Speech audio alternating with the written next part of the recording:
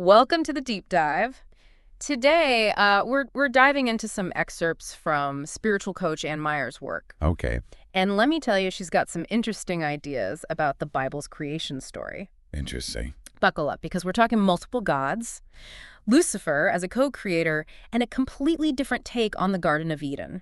Wow. You've had some time to look this over. I have. What stands out to you? Well, what I think is so fascinating here is how Myers is using these ancient stories as like a springboard to explore, these profound questions about power choice and the nature of good and evil. It's really heady stuff. Yeah, no kidding. We're going way beyond just the surface level here and grappling with some really, really big ideas. Okay, so let's unpack this. Okay. Meyer starts by shaking things up right from the beginning. Yeah. Forget one God, she's suggesting there were many, and creation was more of a collaborative effort. Right. What are your thoughts on that? Well, right off the bat, this challenges, I think, a foundational belief for so many people.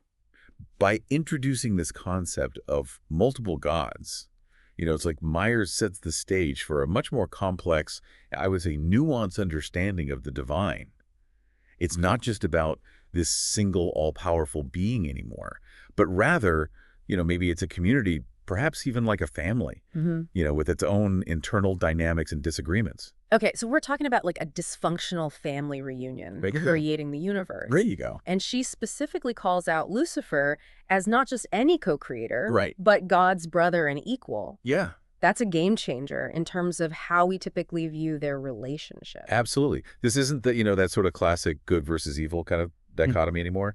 It's about two incredibly powerful beings with different visions, different ideas about how things should be run and how they should go. So then it makes you wonder what happens when those in power have these conflicting goals. How did those conflicts play out, and what are the implications for everyone else involved, Sure, including humanity? Yeah, this is the big question, right? Right. It all starts to really come into focus when you think about it that way.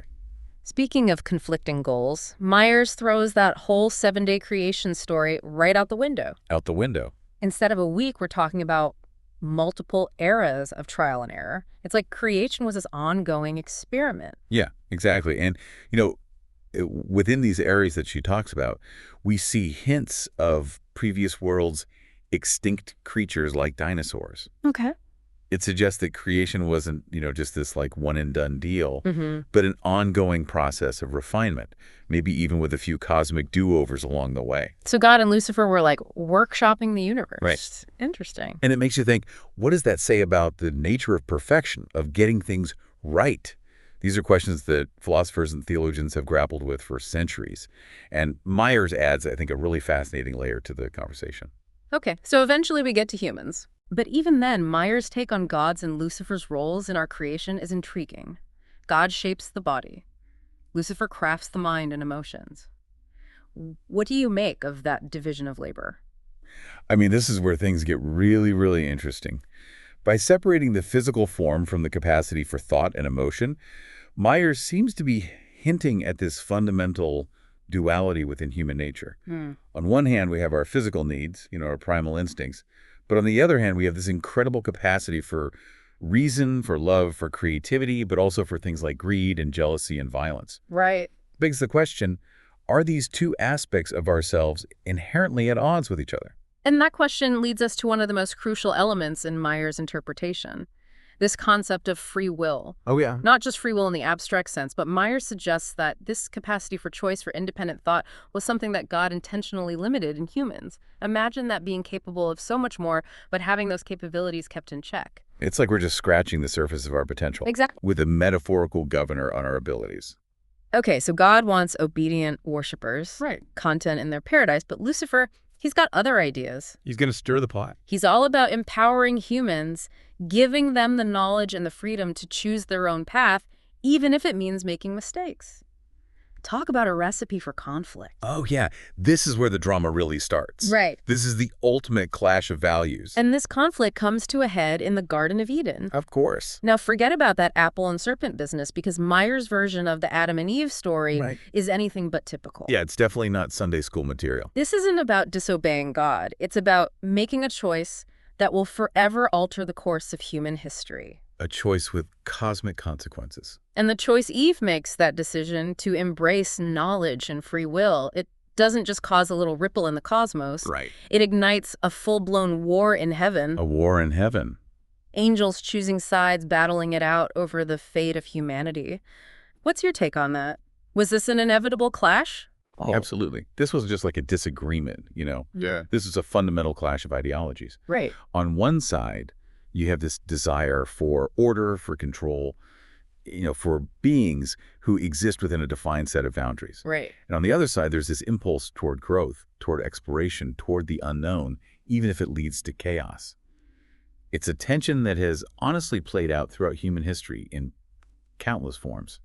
And it's interesting how Myers connects this choice, this decision to embrace knowledge and free will with the birth of so many fundamental aspects of the human experience. We're talking love economics, even things like art and alchemy. It's like by stepping out of that predetermined paradise, humans opened up this whole Pandora's box of possibilities. It makes you wonder, doesn't it? What if that so-called fall from grace wasn't a fall at all? Right. But like a necessary step in our evolution, Right. a catalyst for growth, for innovation, and the development of everything that makes us uniquely human. It's a radical reinterpretation of a story we all thought we knew. So let's talk about Lucifer for a second.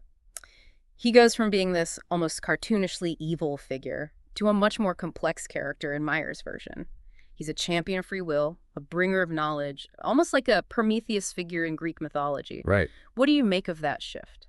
Well, I think it's a really powerful reminder that our understanding of good and evil is often shaped by the stories we're told. Who benefits from painting Lucifer as the ultimate villain, whose interests are served by equating knowledge with sin? These are the kinds of questions that I think Myers is prompting us to ask.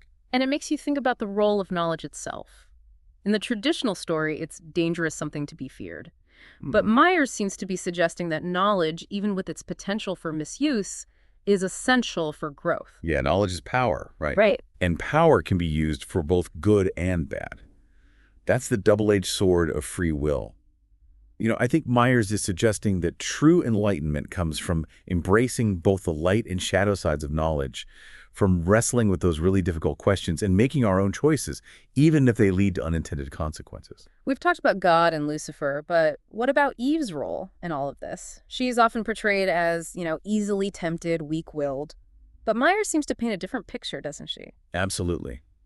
In Myers' interpretation, Eve becomes a symbol of courage, of curiosity, of that inherent human desire to explore beyond the boundaries of the known. She's not a pawn in some cosmic game. She's an active participant in shaping the destiny of humanity. It's a very different perspective than the traditional Eve took a bite and messed everything up narrative. It suggests that maybe, just maybe, she played a much more significant and perhaps even heroic role in our journey as a species. And let's not forget, these stories are often told from a very particular perspective, Yeah. a particular worldview. So what happens when we start to question those perspectives? What new insights emerge when we re-examine these ancient narratives through a different lens? Okay, we've covered a lot of ground here. I'm curious what's resonating with you so far. What feels most intriguing or perhaps most challenging about Myers' ideas? There's one more intriguing twist in Myers' narrative that we haven't explored yet. It involves Lucifer, Eve, and a certain firstborn son expert speaker. Before we let our listener go, I think we need to talk about Cain. Ah, yes. Cain Myers' take on his parentage, it adds another layer of complexity to this already fascinating interpretation. Let's just say it makes you wonder about the true nature of heritage and those far-reaching consequences, those cosmic power struggles we were just discussing.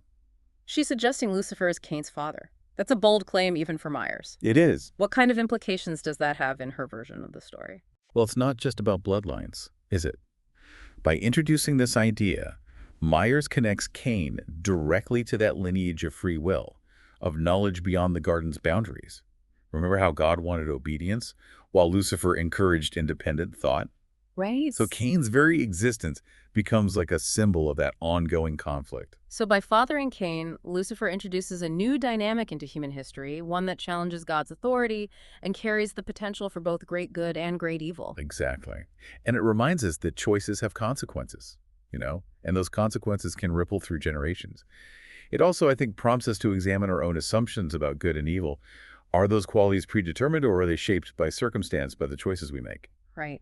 It's fascinating how Myers reimagines hell in all of this. It's not just a fiery pit of eternal damnation, but a separate kingdom that Lucifer rules. Yeah. She even describes this intricate system called the Hive, with different levels of punishment, almost like a divine bureaucracy. It's like she's challenging us to consider that even in the afterlife, even in the face of punishment, there's nuance. Lucifer isn't just, wallowing in resentment. He's an active force, maintaining order, perhaps even playing a role in the grand scheme of things. And what I find most interesting is that despite this ongoing conflict, Myers suggests there's a level of respect, even a grudging admiration between God and Lucifer. They're not best buddies anymore, but they're bound by this shared history, this grand experiment they set in motion. Precisely, Myers leaves us with this image of an uneasy truce, a recognition that both order and chaos, obedience and free will, play a part in the grand tapestry of existence. It's a lot to process. So, expert speaker, as we wrapped up this deep dive into Myers' work, what's the one thing you hope our listener takes away from this unique perspective on the creation story? Whether you embrace Myers' interpretations or not, I think her work really encourages us to engage with these ancient stories in a new way, to ask those difficult questions, to explore different perspectives, and to recognize that even in the most familiar narratives, there are always layers of meaning waiting to be uncovered. Beautifully said. And on that note, we'll leave you to ponder these cosmic mysteries. This has been The Deep Dive, and we'll see you next time for another exploration into the unknown.